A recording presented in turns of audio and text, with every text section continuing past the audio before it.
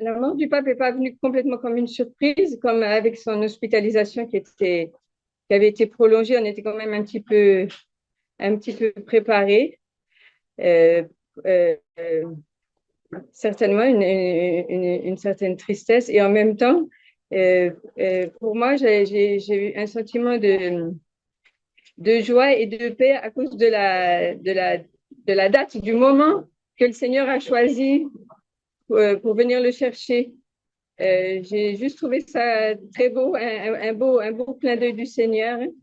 Et surtout qu'en fait, je crois que le même jour ou les jours qu'on suivit, j'avais vu un article d'une personne qui annonçait qu'il allait mourir après 2 jours. Donc, c'était une personne qui avait choisi de se faire euthanasier.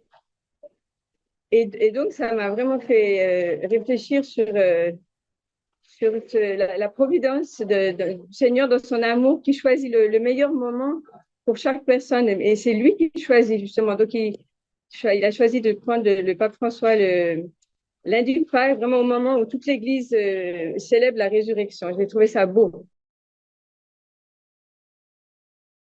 Pour moi, peut-être une des plus récentes, c'est son encyclique sur le Sacré-Cœur. Toute cette méditation sur l'amour du cœur de Jésus. Euh, je pense que ça correspond vraiment à la proclamation de l'Évangile et ça venait vraiment du cœur du pape François qui l'a prêché par ses mots dans cette encyclique et aussi parce qu'il était. Cet appel téléphonique que j'ai reçu en février dernier, février 2024, pas 2025.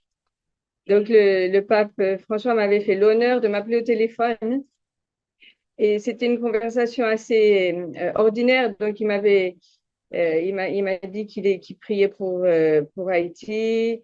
Il m'a dit quelques mots en créole. Il m'a demandé, il m'a remercié d'être auprès des enfants. Mais ce qui m'avait vraiment frappé et touché, c'était le ton de sa voix. Et justement, l'amour paternel que sa voix transmettait pendant cet appel qui était très court. Donc, ça c'est mon souvenir personnel du pape François. J'ai vraiment ressenti cet amour paternel.